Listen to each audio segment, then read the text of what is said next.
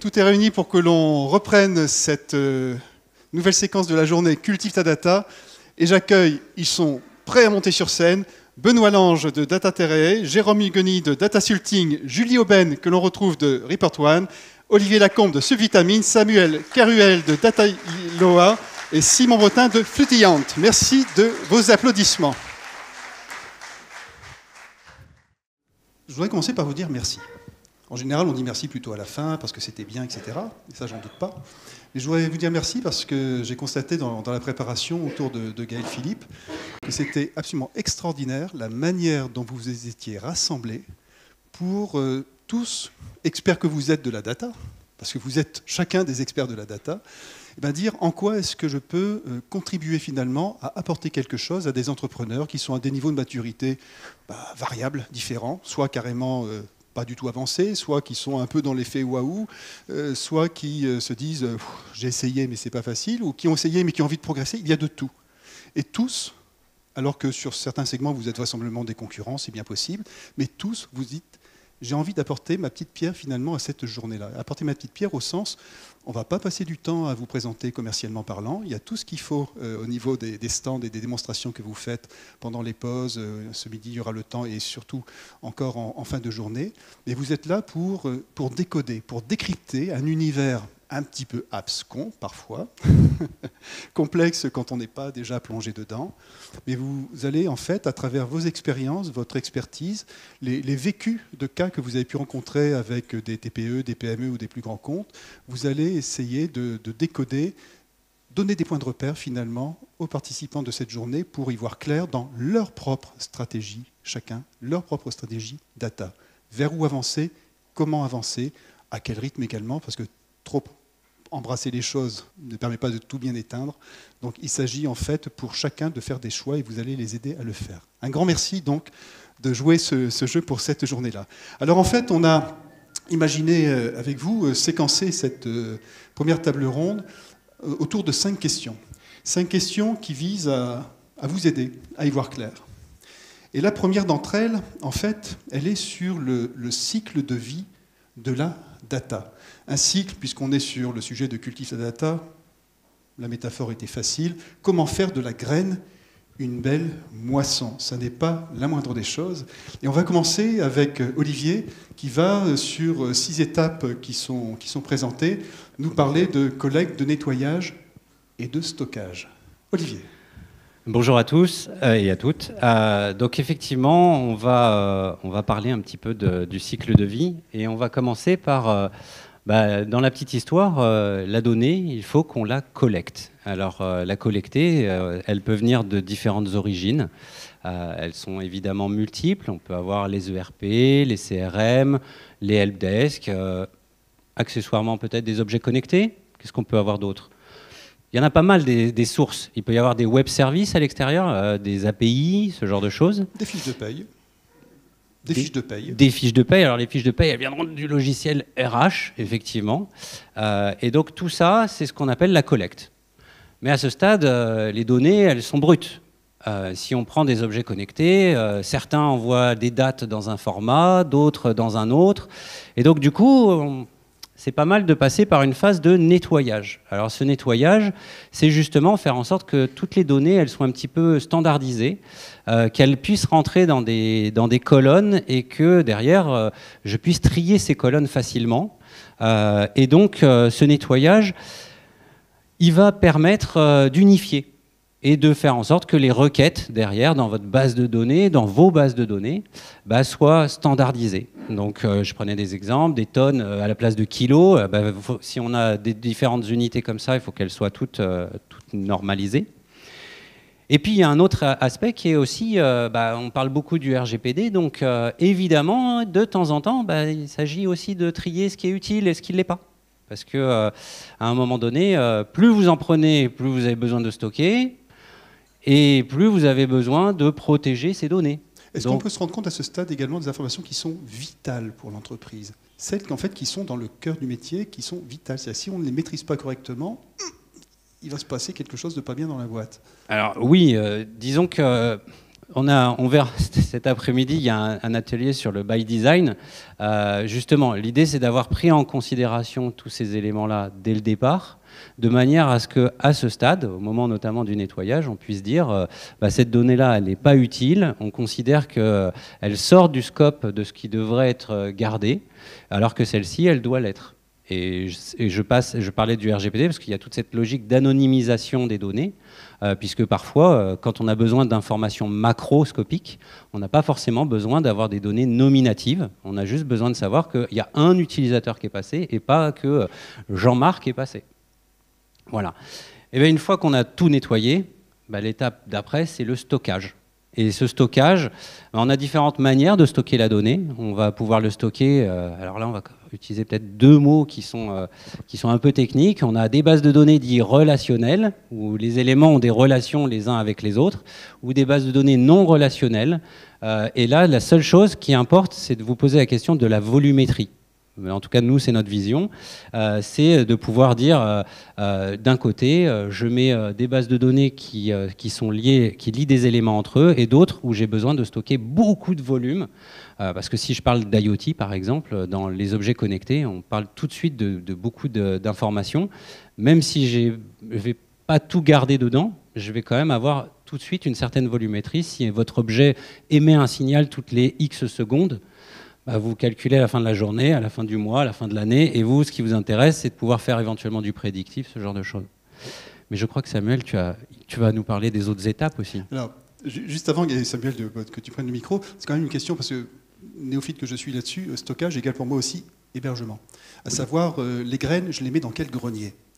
Et là, c'est peut-être le moment de faire aussi un choix d'hébergement? Alors oui, effectivement, on peut héberger de différentes manières. On peut héberger chez soi. Moi, je ne le recommande pas particulièrement, mais on peut héberger également dans le cloud ou sur des serveurs chez des hébergeurs qui ne sont pas forcément dans le cloud non plus. Et là, des services, il en existe plein. Tout comme il existe une multitude de types de bases de données, il existe une multitude de fournisseurs chez qui vous pouvez prendre des data warehouse, des services. Alors certains proposent le service clé en main, comme avec des API où vous mettez vos données dedans. D'autres vont proposer juste un serveur de base de données et c'est vous qui constituez la structure de votre base de données. Là-dessus, il y a énormément de liberté. Il n'y a aucune structure rigide de ce côté-là, puisque tout dépend un peu d'un business à un autre. Tout à fait. Il y a de plus en plus d'offreurs de proximité au niveau de l'hébergement et sachons en profiter. Alors, les premières étapes sont faites. La collecte, le nettoyage, le stockage. OK, mais c'est pas fini. Et non, c'est pas fini, parce que donc à ce niveau-là, vous avez votre donnée, elle est disponible, elle est prête à utiliser, donc elle a été nettoyée, mais elle n'est pas directement exploitable, c'est-à-dire que ça reste une donnée brute. Donc il va faire une phase qu'on appelle le traitement. Et on parle souvent, donc Gaël, tu l'as dit tout à l'heure, on parle souvent de la data comme de l'or noir du 21e siècle. Et là, c'est un peu pareil, le pétrole, il faut le raffiner, la data, elle n'est pas directement exploitable, il faut la raffiner, c'est ce qu'on fait dans une phase de traitement. Donc le traitement, c'est de passer d'une donnée brute à une donnée qui va être exploitable. Une fois que cette donnée elle est exploitable, on va l'analyser. Et là, ce qu'on fait, le but de ça, c'est de passer d'une donnée donc exploitable à de l'information. Cette information, en fait, on ne va pas se la garder pour soi, on va la partager, on va la communiquer à des humains. Et on sait bien que nous, en tant qu'humains, on lit mieux des images, notre cerveau est mieux câblé pour lire des images que du texte. Donc ce que ça veut dire, c'est que pour transmettre des informations à partir de data, le format le plus adapté, le plus souvent, c'est le format tableau de bord. Okay. Et pour les tableaux de bord, en fait, pour faire un bon tableau de bord, en fait, il faut suivre des principes. Il y a une science qui s'appelle la visualisation de données ou data vis.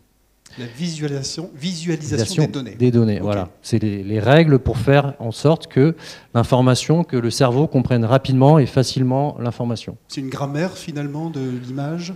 Oui, c'est des règles. C'est-à-dire que c'est pas faire un bon tableau de bord, c'est pas juste mettre ensemble des graphiques.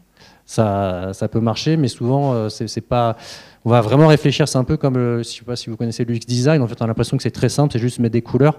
Mais en fait, ça repose vraiment sur une réflexion sur comment le cerveau va interpréter l'information. Et le but de tout ça, c'est le plus rapidement d'aller comprendre l'information qui est véhiculée. Et la dernière étape, donc une fois que vous avez votre tableau de bord, il va falloir les partager au sein de l'entreprise. Et là, en fait, il faut voir que on ne fait pas un tableau de bord, on ne va pas faire le même tableau de bord pour tous les acteurs de l'entreprise, mais c'est quelque chose qui doit être personnalisable. C'est-à-dire que chaque acteur doit pouvoir venir piocher et faire prendre les indicateurs qui l'intéressent, qui ont du sens pour lui, dans le format qui est bon pour lui. Donc voilà, donc c'était on avait un challenge d'expliquer le chemin de la donnée. Alors ça paraît un peu abstrait comme ça, mais il faut voir que le cycle de vie de la donnée, en fait, c'est rien moins que le voyage d'une donnée à partir du moment où elle est collectée. Elle passe après, l'étape d'après, c'est de l'information, tout ça pour générer des décisions. Et c'est bien le but de tout ça, c'est de pouvoir générer des décisions qui va vous aider à piloter votre activité. Et donc ça peut être une définition du data-driven. Dans le monde de l'agriculture, de la nature, de la graine à la moisson, il y a un respect des saisons, etc. On fait 1, voire 2 récoltes par an, dans d'autres pays peut-être davantage. Ok, mais là ça se passe comment, cette notion de l'évolution de la graine à la moisson? C'est tout le temps? C'est une bonne question, c'est qu'en fait là on a l'impression que c'est simple, que c'est linéaire. En fait il se trouve que où on suit ces étapes-là, mais en fait c'est quelque chose qui va être itératif, c'est-à-dire que généralement on y va sur une première fois, et puis après on va revenir et refaire, améliorer. C'est un peu, on va pas dire que c'est infini, parce que ça voudrait dire qu'on n'est jamais satisfait, mais c'est aussi une difficulté, c'est de savoir où s'arrêter et de savoir où est-ce qu'il faut qu'on continue. Finalement, ce qui est utile à l'entreprise. Voilà, c'est exactement. Il faut se fixer vraiment des objectifs, parce que vous pourrez toujours optimiser, vous pourrez toujours faire mieux, mais alors là, c'est le meilleur moyen pour rentrer dans des cycles infinis. Et voilà. On n'est plus de la graine à la belle moisson, on est dans l'usine à gaz au sens strict du terme. On change d'environnement, effectivement. Ok, un cycle permanent, donc de la graine à la moisson, à installer dans l'entreprise. On parlera bien entendu bientôt de compétences aussi associées à ça, d'automatisation, parce que ça pose plein de questions, cette notion de cycle et la manière dont il s'installe.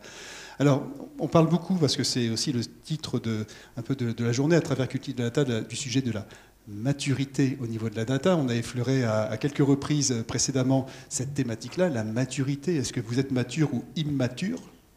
Peut-être. Ouais, ça fait drôle d'entendre ça quand même. Hein. Ouais, j'aime pas trop le terme. J'avoue que je ne suis pas fan du thème. Il ne faut pas se faire d'illusions, à chacun d'essayer de voir la position qu'il occupe actuellement et puis là où il a envie de progresser. Et à travers les travaux notamment de l'Observatoire, de l'OMDE, il y a eu donc cette échelle de maturité qui a été dessinée. Tout à fait. Et je pense que cette échelle, vous l'avez vu tout à l'heure en introduction par Gaël, qui présentait un peu quel était à peu près le pourcentage de votre répartition, en tout cas de 650 d'entre vous qui avaient répondu à la première version de l'Observatoire. L'idée, là, c'est de reprendre un petit peu ça. Donc cette échelle, on l'a bâtie un peu collaborativement avec tous les acteurs de l'Observatoire pour vous aider à vous positionner sur cette échelle. Pourquoi c'est important? Parce que pour progresser, il faut savoir où on est, d'où on part. Et donc, on a cette échelle qui part depuis le niveau 0, qu'on n'appelait pas digitalisé. On pense objectivement que personne n'est dans cette étape-là, parce qu'aujourd'hui, vous avez tous, à minima, des outils de compta, des outils... on a le droit de sortir le gros mot. Ouais, vous avez tous un Excel chez vous, non? Donc vous avez tous de la data. C'est tabou chez eux. C'est pas tabou, on peut le dire très vrai. Qui n'a pas d'Excel dans la salle? Est-ce qu'il y en a un qui n'a pas d'Excel du tout chez lui? Je vois pas de main qui se lève. Donc ok, donc on est tous à minima dans le niveau 1, sans outil de pilotage, et effectivement, c'est ce qu'on a considéré être le niveau 1, et puis on va évoluer vers la vision full data driven, dont vous avez eu la description par Julie et Camille ce matin, où là, toute l'organisation, tous les services de l'organisation pilotent avec de la donnée, définissent leur stratégie avec de la donnée, partagent de la donnée entre elles, un vrai monde idéal vers lequel j'espère que vous serez tous en 2031. Et néanmoins, comme je le disais tout à l'heure, ce qui est, je pense, très important de notre point de vue d'expert, c'est de savoir où vous en êtes. Où vous en êtes en tant qu'organisation, mais également au sein de votre service. Parce que très clairement, dans une même organisation, qu'elle soit de 20, 30, 300, 3000 personnes, tout le monde ne va pas être sur son même niveau.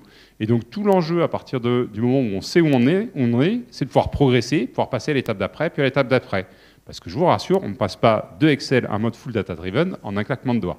Ça serait trop joli et je pense que ça serait un peu là aussi un mythe qu'il ne faut pas franchir. Et donc il faut passer par des étapes où on va, on l'a vu tout à l'heure, premières étapes, automatiser son pilotage et puis commencer à prendre des décisions un peu plus poussées avec des analyses de données plus fortes, avec des sources de données plus complexes. Et puis on va répartir ça dans les différents services de l'organisation pour finalement arriver à ce mythe de l'entreprise full data driven. Donc voilà pourquoi on voulait prendre ces quelques instants pour vous présenter ces niveaux de maturité. On sera évidemment, on pourra préciser un petit peu les différents critères qu'on a. On vous engage à aller voir sur le site évidemment ce que c'est. à bien prendre conscience qu'au sein de votre organisation, tout le monde n'est pas dans la même échelle et que donc vous avez probablement au sein de votre organisation des gens qui vont pouvoir vous aider à monter sur cette échelle-là. Et donc il faut aller les chercher, il faut s'appuyer sur ces gens-là.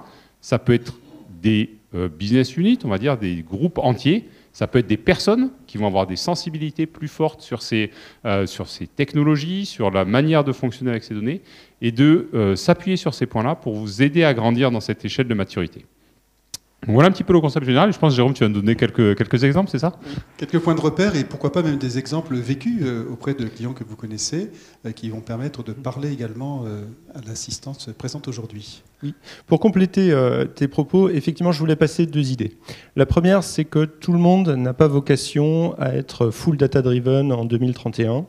Et nous, on intervient chez des clients qui ont différents niveaux de maturité. Vous avez des petites entreprises, un réseau d'agences, d'une cinquantaine d'agences de 1 ou 2 personnes. Dans quel type d'activité, par exemple? Alors, c'est une société qui fait de l'intermédiation dans la vente de véhicules d'occasion. Okay. Donc, vous voyez, c'est des petites agences, en fait. Et eux sont très data-driven. Pourquoi? Parce que c'est une activité qui est effectivement beaucoup de démarchage, beaucoup d'enjeux de productivité et très compétitive avec des acteurs, des compétiteurs installés. Et du coup, pour être leader du marché en France sur ces sujets, eh bien, il y a besoin d'exploiter finement les données. Du coup, sur les aspects marketing, eux sont très avancés. Et en parallèle, on intervient aussi chez d'autres acteurs où les enjeux sont peut-être un peu moins commerciaux, un petit peu plus des enjeux de production, et qui finalement, malgré une taille plus de 1000 personnes dans le domaine de l'assurance, qui finalement, malgré le fait que leur business soit très digitalisé, ne sont pas aussi data-driven, ils ne sont pas aussi motivés par les enjeux compétitifs. En fait, il y a une base installée, une inertie économique quelque part, qui fait qu'ils n'ont pas été incités à miser autant sur la data. Absence de motivation ou absence d'une vision finalement partagée pour se rendre compte qu'il y a un collectif à emmener? Alors, naturellement, la motivation et surtout la sélection compétitive fait que dans certains secteurs, on ne peut pas survivre sans être effectivement assez avancé. Et dans d'autres secteurs, oui, il y a parfois un défaut de vision, c'est-à-dire que le business marche tout seul et on peut avoir certaines entreprises, certains secteurs, ou même au sein d'une entreprise, certaines parties de l'entreprise qui sont plus ou moins avancées en termes de data. Ce que je veux dire par là, c'est que vous n'avez pas tous à cibler le full data-driven. Peut-être que ça vous paraît d'ailleurs irréaliste ou un peu relevé du mythe. Fixez vos bons niveaux d'ambition et soyez pour ça tirés par les cas d'usage pragmatiques. Qu'est-ce que vous pouvez retirer de la data ? Et regardez un petit peu ce que font les autres. C'est-à-dire que ça peut être un avantage compétitif, mais si tous vos concurrents sont tous full data-driven, si vous voulez créer un concurrent de Uber, vous aurez besoin de miser sur la data. Si vous voulez ouvrir une boulangerie, peut-être que la BI prédictive ne sera pas complètement nécessaire. Donc voilà, différents niveaux de maturité data et fixer le bon niveau pour vous dans les différentes parties de votre entreprise. Et la deuxième idée que je voulais vous passer, c'est que ça ne se décrète pas, le niveau de maturité. Bien sûr, il y a des enjeux de stratégie, ça s'organise, il y a des choix d'outils, on parlera pas mal des solutions aujourd'hui, mais il y a aussi les hommes, il y a aussi les intuitions, il y a aussi la culture data. Et on a des clients qui travaillent dans des domaines, typiquement dans l'assistance, avec des outils, les meilleurs outils du marché, tous les outils, et qui pour autant se retrouvent avec des directeurs généraux qui n'arrivent pas à répondre à certaines questions. Ils ont tous les outils, ils ont toutes les compétences aussi en interne, et pour autant, quand le NPS, qui est un score de satisfaction client, se casse la gueule de 15 points en 3 mois, le directeur général ne sait pas pourquoi et lance un appel à l'aide. Personne dans l'organisation ne peut répondre à sa question. Ne peut répondre, c'est faux en fait, mais n'est mandaté pour répondre. C'est-à-dire que les analystes qui étaient mandatés sur ces sujets, en fait, travaillaient encore en Excel, n'avaient pas accès aux données, n'avaient pas les bonnes intuitions, il n'y avait pas les bonnes personnes. Il y a des gens à l'informatique qui avaient accès aux données, mais qui n'avaient pas la culture métier. Il y a des gens qui étaient spécialisés sur certains outils, mais qui n'étaient pas positionnés dans le bon service. Et ce que je veux vous dire, c'est que sur le papier, ils sont très matures, mais il n'empêche qu'il n'avait pas sa réponse, le directeur général. Voilà, c'est pour vous faire un petit peu réfléchir sur le fait que la maturité data, c'est aussi un chemin d'évolution. Ça s'apprend, ça se construit petit à petit. Ça se nourrit également. Alors, par quoi peut-on commencer pour y voir clair justement sur son degré de maturité? Benoît, quelques éclairages. Donc, pour y voir un petit peu plus clair, en fait, déjà la première chose qu'il faut avoir conscience, un petit peu ce que disaient Simon et Jérôme, c'est que le niveau de maturité data en fait, dans une entreprise, on va avoir plusieurs chemins en fonction des compétences des gens, en fonction du niveau des gens, etc. Et chaque profil va avoir un niveau de maturité data différent. Une fois qu'on a identifié son propre profil au sein d'une entreprise, finalement, ce qu'il faut se poser comme question, c'est se dire, OK, on veut aller vers du data-driven. Tout le monde ne peut pas aller jusqu'au niveau maximum de la maturité data, mais on veut pouvoir avancer là-dessus, améliorer les choses. Comment on fait? La première chose à faire, finalement, c'est cartographier un petit peu les données que nous, on a en tant qu'expert data, mais aussi en tant qu'expert marketing, expert comptable, etc. Parce que finalement, la data, ce n'est pas seulement le métier de l'entreprise, mais ça peut être aussi ce qui est autour de l'entreprise, comme disait Simon tout à l'heure. Ça va être toutes les choses qui sont autour du marketing, de la communication, etc., etc. Tout ça va produire des données, il faut être capable de les exploiter, d'aller les chercher. Une fois qu'on a allé chercher ces données-là, finalement, il faut les cartographier et être capable de faire un mapping de tout ça. Une fois qu'on a fait ça, on va s'intéresser aux compétences. J'ai des compétences, mes collègues ont des compétences, finalement on met tout ça dans un pool ensemble et on va essayer de construire en fait une compétence collective pour produire en fait de la donnée et avancer dans ce domaine-là. Et une fois qu'on avait fait ça, en fait, on va mettre à disposition les données pour que tout le monde puisse bénéficier en fait de tout ça et qu'on puisse valoriser en fait les données, produire de la connaissance, de la compétence et de nouvelles informations. L'idée derrière, ça va être toujours d'avancer de l'avant en fait et pas de stagner et de permettre à tout le monde d'avancer. On passe du fichier Excel qu'on va partager avec les gens, qu'on va en fait faire évoluer vers de nouveaux outils, partager, faire vivre pour permettre aux gens en fait de produire de nouveaux services, de nouveaux outils, etc. La finalité derrière ça, c'est être capable de valoriser tous les types de données qu'on a dans l'entreprise, pas seulement les données métiers, mais aussi des données marketing, communication, etc. Est-ce que parfois c'est aussi aller chercher des données à l'extérieur? Il y avait tout à l'heure dans les exemples donnés celui d'une entreprise qui avait besoin d'informations météo pour en fait alimenter ce qui allait être la valeur ajoutée de l'entreprise. Complètement. Et c'est vachement important justement d'aller chercher le plus possible de données qui sont pertinentes. Et c'est là où tout le métier, c'est de trouver la bonne donnée pertinente. Si demain on va produire, nous on a travaillé sur un projet sur de l'éolien par exemple, on a tout intérêt à aller chercher justement des données météo pour faire de l'optimisation de la production énergétique d'éoliennes, là où finalement utiliser la production d'eau n'avait aucun sens. Donc c'est vraiment important d'aller chercher toujours les bonnes données au bon endroit et ne pas se limiter à ces données à soi. Et quand je dis à soi, c'est les siennes en tant qu'individu, mais voir aussi celles de la société, mais aussi celles qui sont disponibles autour. Alors, on comprend bien qu'effectivement devenir data-driven ou full data-driven, ça n'est pas une fin en soi, quelque part. Ce n'est pas une fin en soi, ce n'est pas une finalité absolue et indispensable à une entreprise. Et pour autant, et cette journée est vraiment faite pour cela, la question est comment trouver le bon point finalement en termes d'objectifs entre tout le chemin de la maturité et finalement ce qui va être utile à l'entreprise et puis aux capacités internes en termes de compétences à un moment T0 quelque part. Donc comment se rendre compte que ce chemin data-driven, ça vaut le coup de le faire et voilà, l'ambition je la pose là parce que je pourrais faire un premier pas concret pour ensuite imaginer un second pas. Alors, sur ces sujets, on pense, et je pense que ça sera partagé avec les autres acteurs, que vous avez besoin d'être pragmatique. C'est un sujet, oui, data-driven, qui est somme toute un peu fumeux, reconnaissons-le. Comme ça, bruit de décoffrage dans un titre, oui. Et en fait, on peut le rendre extrêmement concret par les cas d'usage. C'est-à-dire, est-ce que pour vous, l'enjeu, c'est d'augmenter la marge de vos produits? Pour ça, vous avez besoin de connaître vos différents produits et surtout la marge, l'évolution du chiffre d'affaires, le potentiel.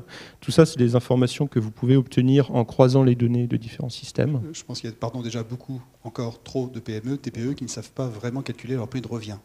Exactement. Et c'est un élément data-driven très important pour la stratégie parce que naturellement, à même effort commercial, si vous vendez des produits qui génèrent plus de marge, de fait, vous aurez plus de sous à la fin. Donc pour certaines entreprises, le pilotage de la marge est crucial. Pour d'autres, l'efficacité commerciale, c'est-à-dire passer du temps à démarcher des clients qui vont vous acheter, c'est beaucoup plus lucratif que passer du temps à démarcher des clients qui ne vont pas vous acheter. Et en fait, vous pouvez apprendre du démarchage passé pour être efficace. Et puis, on a des cas d'usage aussi sur le dimensionnement de vos équipes. Anticiper les besoins des clients, les demandes clients, le nombre de personnes qui vont appeler, qui vont venir, la quantité qui va être achetée. Ça vous permet de bien dimensionner et d'avoir les bonnes ressources au bon moment et d'éviter de payer des ressources oisives ou alors de ne pas arriver à répondre à la demande. Donc ma recommandation, c'est beaucoup de partir des cas d'usage. On sait les valoriser de manière très pragmatique et du coup, ça permet de mettre du concret et de mettre aussi des enjeux économiques qui permettront après de fixer le niveau d'ambition. Éviter de partir dans un schéma de science-fiction totale, partir de la réalité vécue dans l'entreprise. C'est vraiment ça la préconisation que tu donnes là. Exactement. Okay. As-tu également des cas pratiques pour illustrer cette manière de voir le sujet Alors, tout à fait. Data-driven? Donc, devenir data-driven, il y a une des premières questions qui se pose toujours, c'est est-ce que finalement c'est facile de devenir data-driven ou est-ce que c'est compliqué? Il n'y a pas de vraie question, il n'y a pas de vraie réponse à ça en fait, parce que finalement c'est un chemin qu'on va faire et c'est un chemin qui est souvent plein d'échecs. Et ces échecs-là, en fait, on va s'en servir pour aller construire en fait ce qui va nous permettre de réussir demain. Il ne faut pas hésiter justement d'échouer, de rater un certain nombre de choses. Si je reprends l'exemple justement des travaux qu'on avait fait sur les éoliennes, l'objectif final c'était de faire de l'optimisation énergétique pour les éoliennes, mais surtout de protéger les oiseaux qu'on allait mettre en face. Et en fait, les données qu'on avait, elles étaient très propres. Ça, c'est ce qu'on nous disait. Et au final, on s'est rendu compte qu'en fait, non, les données, elles étaient totalement fausses. On avait des ornithologues qui avaient fait de la notation en disant qu'une pale d'éolienne était un oiseau. Alors moi, je ne suis pas ornithologue, pourtant je faisais la différence. Là où finalement l'ornithologue ne faisait pas la différence. Pourquoi? Parce qu'il y avait des mauvais outils en fait, et quand on les a accompagnés justement à mettre en place de l'intelligence artificielle là-dessus, qu'est-ce qui s'est passé? Nos modèles en fait ils ont échoué. Ils ont appris qu'une éolienne était un oiseau. C'est dommage. Pourtant on en a fait une force. Pourquoi? Parce qu'en fait, apprendre ce qu'est une éolienne, c'est vachement pratique. Dans un parc d'éoliens, on est capable de faire la distinction entre des éoliennes, des oiseaux, des avions, etc. Et donc, du coup, on a construit des choses justement sur les échecs. Et c'est très important d'aller vers justement l'apprentissage sur l'échec pour être capable d'améliorer les choses et justement d'avancer. Et c'est toute la thématique justement de devenir data-driven. Il ne faut pas hésiter à échouer là-dessus et à avancer. Voilà. C'est important, avancer de façon très pragmatique, en fait. Encore une fois, éviter de se dire « ouais, je vais révolutionner l'entreprise du jour au lendemain ». C'est une douce utopie qui peut mener à des déconvenues assez conséquentes. Alors vous l'évoquez finalement un petit peu en filigrane, mais il y a des gens concernés dans l'entreprise par rapport à ce sujet-là. Autrement dit, ce thème, ce mot de data-driven qui paraît être dans l'espace, quelque part, non, il est aux portes de l'entreprise, il est même dans l'entreprise. Et concrètement, quelles sont les parties prenantes d'un projet data dans l'entreprise? Simon. Alors, les parties prenantes, évidemment, c'est les hommes et les femmes qui font l'entreprise. Je pense que ça a été dit, tous ces projets-là me font sourire. Effectivement, les échecs, on oublie de penser souvent qu'un échec, c'est quand même une connaissance sur laquelle on peut bâtir. Donc, juste, je rebondissais sur cet exemple-là. C'est très, très vrai, mais même dans des exemples très, très simples. Un commercial qui utilise un mauvais indicateur, il utilise un indicateur. Donc, c'est une sorte d'échec, mais c'est aussi une sorte de réussite de prendre conscience de ces éléments-là. Et c'est là-dessus que devenir data-driven s'appuie. C'est sur les hommes, les femmes de l'entreprise. Et donc, forcément, c'est ceux-là qu'il faut l'embarquer.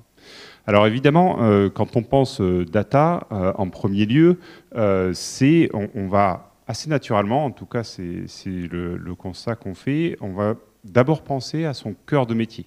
Alors on va voir quelques divergences de point de vue de ce qu'est le cœur de métier avec Julie, mais c'est tout l'intérêt d'avoir plein d'experts avec vous, vous allez avoir plusieurs points de vue. Ce que j'appelle le cœur de métier, moi, ça va être vraiment ce qui fait le nerf de votre entreprise. Si vous êtes dans le transport, ça va être l'organisation de vos bus ou l'organisation de vos voyages. Si vous êtes dans un laboratoire d'analyse, ça va être votre capacité à produire ces analyses ou à produire des nouveaux process d'analyse et donc améliorer les process existants. Quand vous êtes dans l'industrie, ça va être d'augmenter votre capacité de production et de bien suivre les différentes étapes de production de votre chaîne de fabrication. Et donc naturellement, quand on parle data-driven, quand on parle de ce nouvel or noir, quand on entend tous les jours à la radio, à la télé, dans les journaux dire « Ah, il faut développer de nouveaux services, nouveaux usages autour de la donnée », ben on va penser à ça. On va dire « Moi, en tant que transporteur, quel est le nouveau service que je pourrais sortir ? Moi, en tant qu'industriel, comment je vais pouvoir faire une maintenance connectée hyper efficace ?» Et donc c'est là-dessus qu'on va se pencher en premier lieu. Je pense que c'est une force, mais ce n'est pas les seules choses, les seules choses auxquelles il faut penser, puisque une organisation, c'est plein de services différents. C'est des services support, c'est effectivement les services cœur de métier. Ça va être dans la partie support le commerce, la compta, la RH. Ça va être effectivement ces équipes de production. Ce qu'on peut observer, c'est qu'effectivement, souvent, les gens, dans leur cœur de métier, ils ont des rêves, un peu comme tu le disais tout à l'heure, et puis il y a la réalité. Le rêve du labo d'analyse, peut-être, c'est de dire c'est une intelligence artificielle qui va automatiquement calculer mes analyses. La réalité, c'est des laborantins qui sortent des fichiers Excel de leurs outils d'analyse, font 3 formules et sortent le résultat de l'analyse. Et là, on voit l'écart entre, concrètement, le rêve et la réalité. Et donc, comment on fait pour que ce laborantin qui est là dans son labo d'analyse, déjà, cette étape-là, elle soit automatisée, il soit plus en phase d'utiliser des outils informatiques plutôt que de les subir et se concentre vraiment sur peut-être quelle nouvelle biochimie, quelle nouvelle méthode il pourra employer pour améliorer son métier et puis peut-être demain faire une intelligence artificielle qui va l'accompagner. Et donc, franchir les étapes petit à petit en s'appuyant sur les connaissances des hommes et des femmes, évidemment, c'est quelque chose d'extrêmement important dans le process, dans l'embarquement de ces personnes-là et dans le fait d'utiliser la donnée pour les aider dans leur métier ou en tout cas dans leur cœur de métier. Pour rebondir sur le laborantin que tu prends comme exemple, ça veut dire qu'en fait le laborantin se retrouve concerné et impliqué dans le projet data. Parce qu'on pourrait lui dire, t'inquiète pas, on va te mettre un bon DSI, un bon informaticien, il va se débrouiller avec les données que tu produis. Non, le laborantin est concerné également par le projet. Il faut lui aussi l'emmener dans ce chantier. Et c'est même le premier concerné, puisque c'est lui qui, tous les jours, récupère ces données, les transforme, et si je reviens sur le cycle de vie, finalement, les repartage avec d'autres personnes. Et on peut lui mettre le plus bel outil du monde, s'il ne le maîtrise pas, s'il n'en comprend pas les tenants aboutissants, il va faire comme vous toutes et vous tous, et comme moi le premier, on revient sur son Excel, c'est un outil qu'on maîtrise, qu'on connaît, on fait ses formules, et ça marche bien. C'est pas très efficace, ça fait des copies de données partout, mais ça marche, ça fonctionne. On revient au sujet de performance de l'organisation ainsi. Donc oui, c'est le premier concerné. Oui, il faut l'écouter.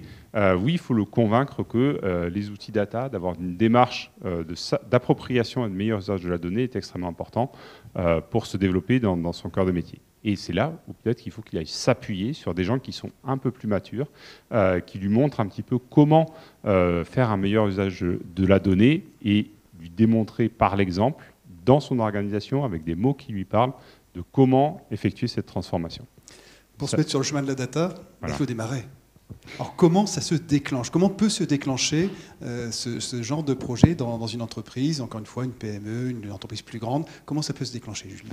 Qu'est-ce que tu as vécu ? Encore une fois, ça démarre avec les hommes et les femmes, et je suis plutôt d'accord avec toi, Simon. Je suis plutôt d'accord avec toi et je vais compléter ton exemple, mais avant, je voudrais parler des métiers qu'on adresse. On a une promesse chez nous, c'est de dire qu'on réconcilie l'IT et les métiers. Et donc, c'est un petit peu d'un duo dont je veux parler, dont on a peu parlé pour l'instant. On a parlé de beaucoup de métiers, mais on a peu parlé de la direction financière. Et nous, la direction financière, on la connaît bien. C'est une cible qu'on adresse depuis longtemps. Et finalement, mon propos aujourd'hui, je vais me focaliser sur le duo de la direction financière et de la direction des systèmes d'information. La DSI vraiment au sens large. Et donc, il y a un duo qui nous est cher. Et donc, finalement, ça complète assez bien ce que tu disais, Simon. Donc, la première personne que j'évoque ici, c'est la direction financière. Pourquoi j'en parle ? Parce que finalement, c'est souvent le premier utilisateur de nos solutions. C'est quelqu'un qui est coutumier de l'analytique, qui a les mains dedans, on va dire, depuis sa formation, parce que sa première mission, c'est de produire des reportings financiers. Il est déjà nativement dans Excel, etc., etc. Et puis, au-delà de ces reportings financiers, la direction financière, elle a un véritable enjeu de business partner de l'entreprise, d'accompagner la croissance de l'entreprise. Donc, on a la direction financière d'un côté. On aura tout à l'heure Laurent Albouy, qui, directeur financier, parlera également de son témoignage et qui viendra compléter mon propos. Donc la direction financière qui peut être un vrai précurseur, qui a aussi vocation à être un prescripteur, mais finalement la direction financière, elle a aussi besoin d'être accompagnée par des technophiles. Et donc d'un autre côté, on a la DSI qui est également, quand on parle des entreprises en croissance, qui a un fort enjeu de supporter la croissance de l'entreprise avec les systèmes d'information qui vont bien, et notamment donc les systèmes décisionnels. Et donc la DSI, qui est également support de la croissance, l'objectif c'est... en fait, ils ont les mêmes enjeux que les directions financières, donc supporter la croissance de l'entreprise. Et donc l'objectif, c'est qu'ils parlent le même langage. Et donc d'où l'enjeu de réconcilier ce duo. Mais ce dont je parle avec la direction financière, ça peut finalement fonctionner avec toutes les directions métiers dont on a parlé jusqu'à présent. Et donc l'enjeu, c'est qu'elles parlent le même langage. La bonne nouvelle, c'est que c'est possible, c'est entièrement possible. On a plein de témoignages, on en a parlé là, les uns après les autres. On a plein de témoignages qui prouvent que c'est possible. Et finalement, c'est ça l'enjeu quand on parlait de partager une vision avec les collaborateurs, embarquer les collaborateurs, c'est de les amener à porter les mêmes enjeux et à parler le même langage. Et donc, pour revenir sur l'exemple, tu parlais d'un laborantin. Moi, je vais parler d'un centre hospitalier avec lequel on travaille. Et donc là, c'est le chef de projet IT qui a porté le projet. Et finalement, parce qu'il s'est intéressé aux attentes du corps médical, donc là, très clairement, il est allé sur le terrain, il est allé rencontrer les infirmières, il est allé rencontrer les médecins pour comprendre leurs attentes. Souvent, ça part... je vais un petit peu démystifier, mais ça part avec un papier et avec un stylo et on fait des maquettes. Et OK, tu as besoin de quoi au quotidien pour piloter ton activité? Ça part de là. Et bien, parce qu'il est allé à la rencontre des équipes sur le terrain et de leur apporter des solutions pour finalement leur mettre à disposition des tableaux de bord qui permettent de piloter l'état de santé des malades, qui permettent d'assurer la rotation des lits des patients, etc. Donc, concrètement, on a une équipe IT qui est au service même des équipes sur le terrain et qui leur apporte des solutions. Et au final, le verbatim de ce chef de projet IT, c'est de dire je suis perçu comme le magicien dans mon entreprise. Donc là, on ne parle pas du tout de techno, on ne parle pas du tout d'outils. C'est juste, il a tellement apporté de valeur à ses équipes sur le terrain, on parle de valeur perçue par les équipes, qu'il est perçu comme le magicien. Et quand on a un partenaire, un client qui nous dit ça, on a le sentiment d'avoir gagné, et c'est un vrai plaisir. Ah, tout à fait. Donc il y a des projets qui peuvent émaner du terrain, avec ces combinaisons de métiers, d'univers qui n'ont pas l'habitude de se fréquenter, mais il y a tout intérêt à le faire. Est-ce que dans tes expériences également, il y a des projets qui nécessairement en fait étaient vraiment impulsés par les dirigeants d'entreprise? Autrement dit, quelle est la posture des dirigeants, des dirigeantes vis-à-vis de projets data-driven? Est-ce que les dirigeants regardent ça en disant « Ah ouais, c'est bien, allez-y, ouais, avancez, c'est bien, on va vous donner un petit budget pour avancer » ou est-ce que l'impulsion du dirigeant compte dans le succès de projets data et dans la création de valeur? Alors, je suis archi convaincue, je suis notamment accompagnée de notre directeur général qui a impulsé ça chez nous. Et en fait, elle compte. Mais finalement, qu'elles viennent du dirigeant ou qu'elles viennent du terrain, les deux se valent. Pour autant, même si l'impulsion vient du terrain, il faut que la direction générale suive. C'est indispensable parce que malgré tout, ce sont des projets qui sont extrêmement structurants en termes de ressources. On en parlait en introduction, on parle de ressources humaines, d'outils, de financement, etc. Donc ce sont des projets qui sont extrêmement structurants. Donc il faut s'appuyer sur les impulsions du terrain, mais il faut le sponsor de la direction générale. Et de toute manière, la direction générale a absolument tout à fait intérêt à y aller puisque ça va permettre à l'entreprise de grandir. On parlait d'accompagner la croissance de l'entreprise. Ce sont des projets qui sont extrêmement structurant, mais également enthousiasmant pour le dirigeant et qui a tout intérêt à porter ça puisque l'entreprise va faire un bond en avant et on l'a vu notamment avec la crise du Covid. Les entreprises qui ont surmonté cette crise-là, c'est parce qu'elles sont aussi mis dans une démarche data-driven, portée par les dirigeants et qui ont permis de franchir ce cap-là. Donc évidemment, il faut le sponsor de la direction générale. En tout cas, moi, je suis convaincu de ça. Simon, tu es d'accord? Quand on a commencé à réaliser un premier projet, ça donne envie d'aller encore plus loin, ou on se dit, bon, c'est bien, on a fait, on passe à autre chose? Non, faut toujours aller plus loin. Le cycle data-driven, il est jamais terminé. On n'est jamais complètement arrivé. On en discutait tout à l'heure à la pause, mais on n'est jamais complètement arrivé. Et donc, même quand on a mis en place tous les outils, même quand on a mis en place les tableaux de bord, il y aura toujours des chantiers à ouvrir et avec des nouveaux indicateurs à suivre. C'est comme le bonheur finalement. C'est pas le but qui compte, c'est le chemin. C'est le chemin qui compte. Mais alors moi, je vais revenir là. C'est aussi de monter la première marche qui compte, parce qu'on monte pas jusqu'au premier étage sans avoir franchi la première marche. Donc oui, c'est vrai que je vais pas dire c'est une drogue, mais quand on a goûté à ça, ça amène d'autres projets, ça amène d'autres visions et ça dynamise le fonctionnement de l'entreprise. Par contre, il ne faut jamais oublier de se lancer. On ne court pas un 100 mètres sans avoir parcouru les 10 premiers mètres.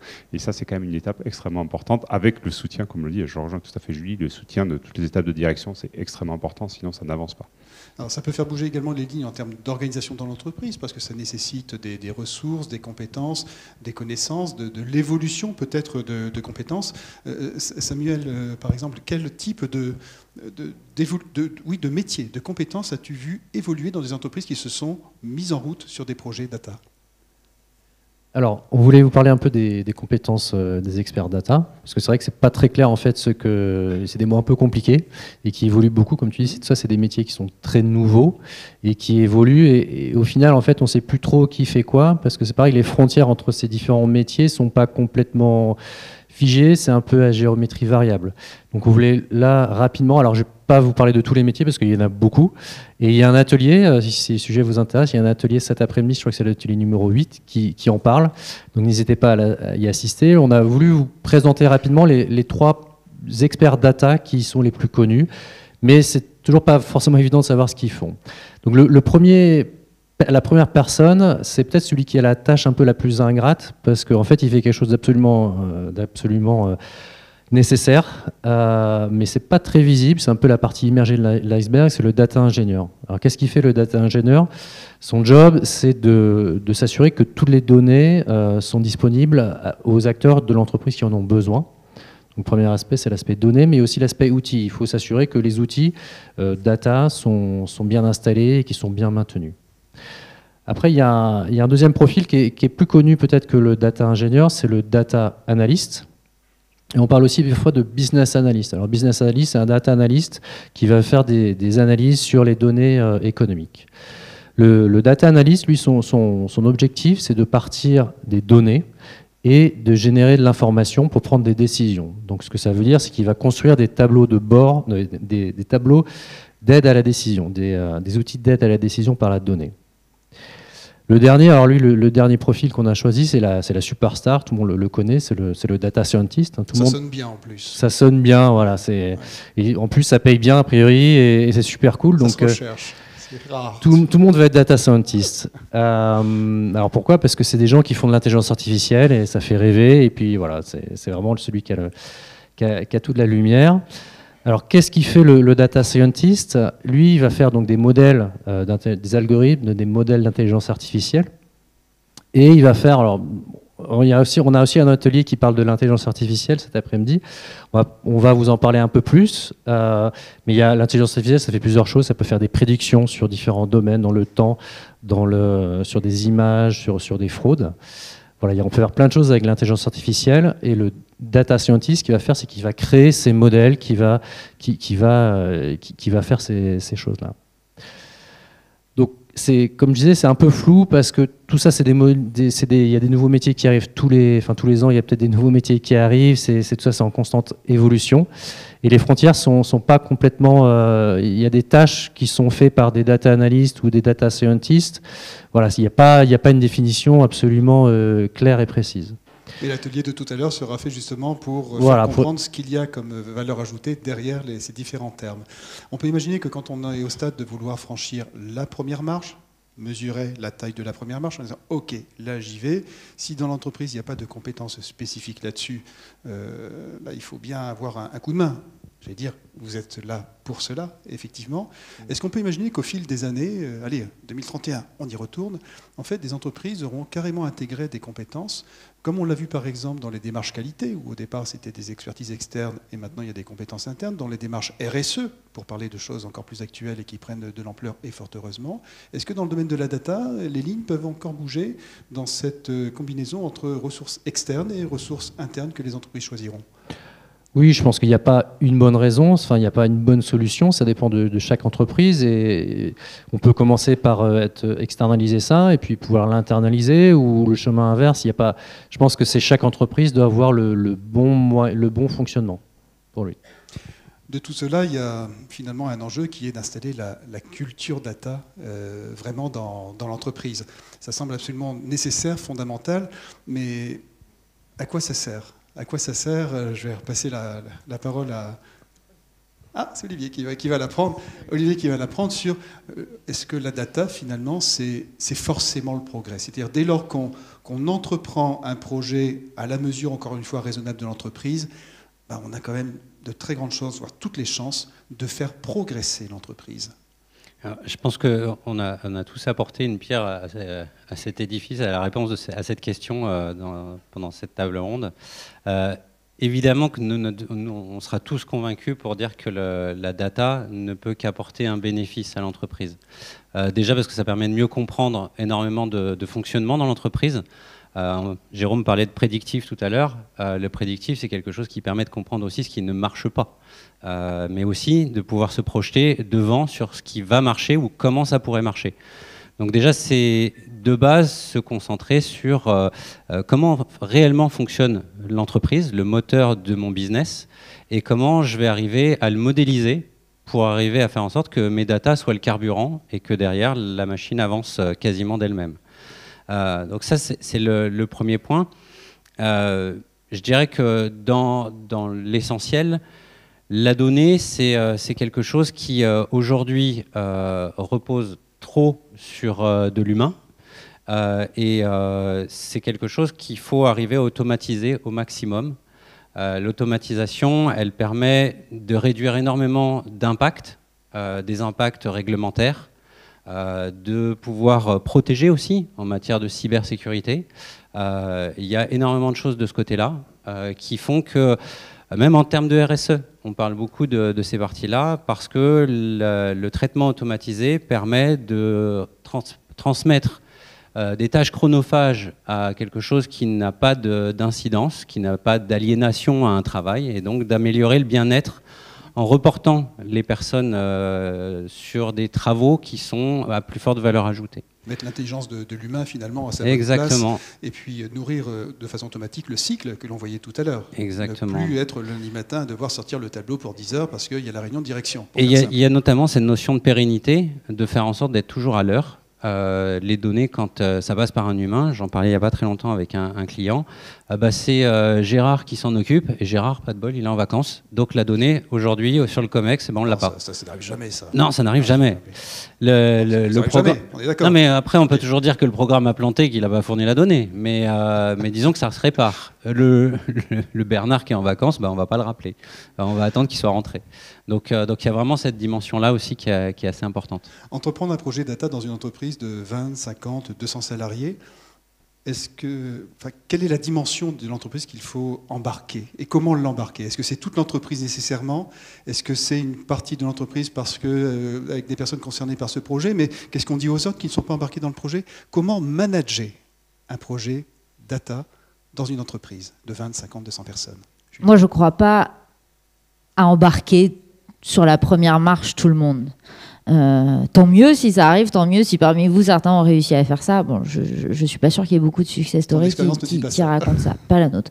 En revanche, il y a assez rapidement des ambassadeurs, des prescripteurs qui vont se détacher, qui vont se démarquer, qui vont initier des projets et sur lesquels il va falloir s'appuyer. Et leur enjeu à ces personnes-là, avec le sponsor de la direction, on y revient, leur enjeu, ça va être d'embarquer les autres. Et donc, on va y aller étape par étape. On revient sur les étapes data-driven, mais finalement, toutes ces étapes, dans toutes nos discussions, on va se raccrocher à ces étapes parce que c'est ce qui va guider les projets. Et donc, progressivement, on va embarquer les différents collaborateurs. Et après, il y a des éléments très concrets qui peuvent permettre d'embarquer les collaborateurs. Typiquement, sur la première marche de l'étape data-driven, de l'entreprise data-driven, on va vouloir mettre en place des tableaux de bord opérationnels. Okay, déjà là, ça va un petit peu bousculer certains collaborateurs, parce que ce Bernard qui, tous les lundis matins, faisait son tableau de bord, Bernard, le mardi matin, il va arriver et dit qu'est-ce que je fais maintenant? Donc ça va déjà bousculer. Okay, donc on va mettre en place ces premiers tableaux de bord opérationnels, et il s'agit avec ces tableaux de bord déjà de rassurer l'équipe. Comment on les rassure? Tout bêtement, il n'y a plus de pile. Tout bêtement, un conseil qu'on peut donner, c'est de prendre le temps de recroiser les données avec ce que la personne, l'opérationnel, saisit en entrée, pour le rassurer. Tu vois, toi, tu as saisi telles informations dans le CRM. Moi, maintenant, je vais te demander de sortir du CRM et de passer dans le tableau de bord. Mais regarde, tes données, tu les retrouves. Et en fait, ça va aider les équipes à franchir la première étape, à dire « Ok, on m'a mis en place un nouveau système. Moi, je n'ai pas forcément adhéré au projet dès le début, mais en fait, ok, c'est cool. Moi, mon activité au quotidien, elle ne va pas être chamboulée parce que je retrouve mes petits, je retrouve mes chiffres, et ça va me rassurer, et ça va me permettre de monter dans le wagon, et ça va me permettre de m'embarquer. » Et donc ça, c'est des petites astuces. Et peut-être qu'initialement, on n'a pas besoin de mettre le même tableau de bord, mais prenons le temps de le faire pour rassurer les équipes et les embarquer. Et puis après, il y a plein de vertus aussi avec le projet qui vont permettre continuellement d'embarquer, et finalement, encore une fois, ce sont des dirigeants qui vont finir heureux. Typiquement, on parlait aussi des silos entre les équipes. Quand un service... Alors, moi, je suis directrice marketing. Moi, mon enjeu, c'est d'être alignée avec la direction commerciale. À partir du moment où j'ai mis en place mes indicateurs, il y a eu un long travail, toujours papier, stylo. OK, qu'est-ce que tu veux piloter? Et toi, directeur commercial, qu'est-ce que tu veux piloter? On a l'un et l'autre fait ce travail, chacun dans notre coin. Et puis après, on a mutualisé nos indicateurs. Et puis là, on a commencé réellement à bien bosser ensemble, parce qu'on parlait le même langage. Parce que quand je lui disais que je lui envoyais des leads et qu'avant, il me disait « Mais non, tes leads, ils sont tout pourris. » Ben non, regarde, on s'est aligné sur ce qu'était la définition d'un lead. Et donc depuis, on travaille main dans la main au quotidien, et finalement pour l'entreprise, on a fait un bond en avant en fait, à partir du moment où on a mis en place cette démarche et on a appris à travailler ensemble. Et c'est les comités de direction qui ont une toute autre tenue, parce qu'on parle tous les mêmes indicateurs, on est tous d'accord, il n'y a plus de débat sur ok, de quoi on parle, et puis on peut avancer et vraiment dire ok, maintenant qu'est-ce qu'on fait pour que tu me donnes plus de leads? Oui, j'y travaille. Donc cette culture, on la sent finalement à travers le fait d'avoir un projet collectif qui est là et que l'on vit au quotidien. Ce n'est pas un projet dont on est spectateur, on est vraiment dans le projet. L'objectif, c'est d'embarquer tout le monde, faire monter tout le monde dans le wagon, et que tout le monde à la fin sourit. Parfait. On va arriver au terme de cette première table ronde. Nécessairement de par tout ce qu'il y a à partager aujourd'hui. Alors l'exercice est peut-être compliqué, mais tant pis, je vous le livre. À savoir, vous êtes six acteurs professionnels dans cet univers de la data. Et si au terme de cette table ronde, vous aviez chacun un conseil, un point à donner aux participants de cette journée-là, quel serait-il? Allez, il n'y a pas d'ordre de parole de préséance ou autre, à votre guise. Je garde le micro, je l'ai d'abord. Et en fait, pour compléter sur ce que je viens de dire, moi, le conseil, c'est de... Je ne sais pas si on peut le dire comme ça, mais c'est de kiffer, en fait. Ce sont des projets qui sont... Je l'ai dit, donc on peut le dire. En fait, ce sont des projets... J'en ai parlé tout à l'heure en introduction, vous allez rencontrer des difficultés, etc. Mais c'est des projets qui sont extrêmement enthousiasmants, structurants et enthousiasmants pour l'entreprise, parce qu'à terme, l'entreprise va faire un bond en avant. Donc pour les dirigeants que vous êtes ou pour les personnes du terrain, ce sont des projets qu'il faut appréhender avec le sourire, et encore une fois, de profiter de chacun des succès que vous allez rencontrer, les faire savoir, j'en ai parlé tout à l'heure. Mais kiffer. Kiffer le projet. Moi, mon conseil, c'est step by step, c'est-à-dire qu'il faut viser loin, il faut voir grand, mais pour y aller sereinement, il faut y aller par petites étapes. Merci. Olivier.